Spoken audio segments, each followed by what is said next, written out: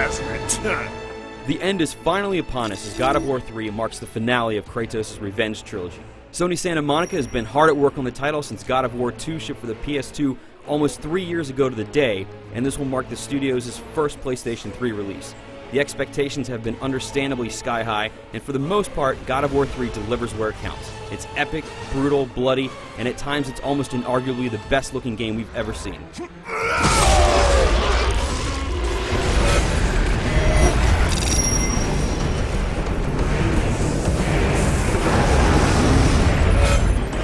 Right off the bat, let me say that God of War 3 looks flat out amazing most of the time.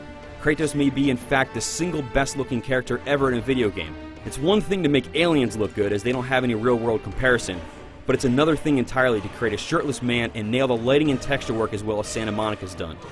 Some areas in the game look equally stunning, with stuff that looks like it could have been ripped straight from the Lord of the Rings trilogy. The game truly approaches film-like visuals in spots, and even after you've been playing for hours on end, you'll continue to be amazed at how good it can look. However, while there are some amazing spots, things can be a bit uneven at times, especially in terms of characters, even important ones. Granted, even at its worst, the game still looks really, really good, but there are sections that definitely look better than others, and it can make the experience feel a little disjointed. Speaking of disjointed, the story isn't as tight as the other titles in my opinion. That's not to say that it's bad, and I really like how things are left at the end, but it sort of feels like the story wasn't quite set in stone early enough, as it seems a little patched together at points.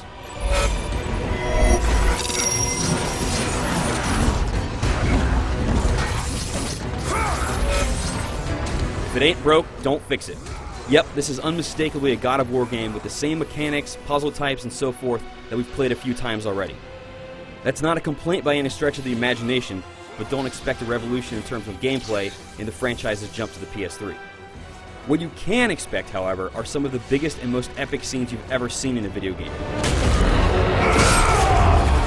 In expected God of War fashion, the game starts off in a huge way with you fighting on top of Gaia as she climbs Mount Olympus. The scale of this scene is nothing short of incredible, but it's not the last time it'll be blown away by the game's astounding scale.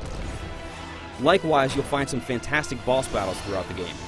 Many have more than one part, and while some aren't as great as others, there are still some seriously awesome and brutal fights in store for you that we won't spoil here.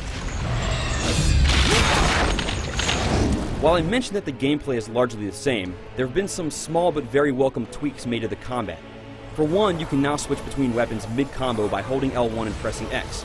You can swap through the 4 main weapons on the fly this way, allowing you to use all of them in a single combat sequence. Another nice tweak is that magic is now tied to a weapon, which means that it's easier to know what you have selected and you won't have to jump into menus or struggle with complicated button presses to toggle between them as they're one and the same. All of the weapons are good and ultimately useful in almost any situation, but they're not exactly unique. Aside from the Cestus, which is the set of gauntlets that you've very likely seen by now, the other 2 weapons that you earn are very similar to your blades. They move a little differently and have unique powers, but the idea is basically the same. It would have been nice to see something different, but, at least they're useful this time.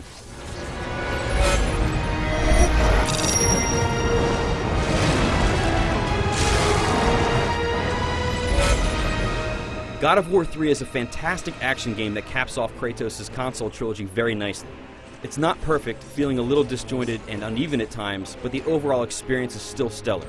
You're probably already going to buy it anyway, but you'll be happy to know that your money will be very well spent. For the full written review, head on over to IGN.com.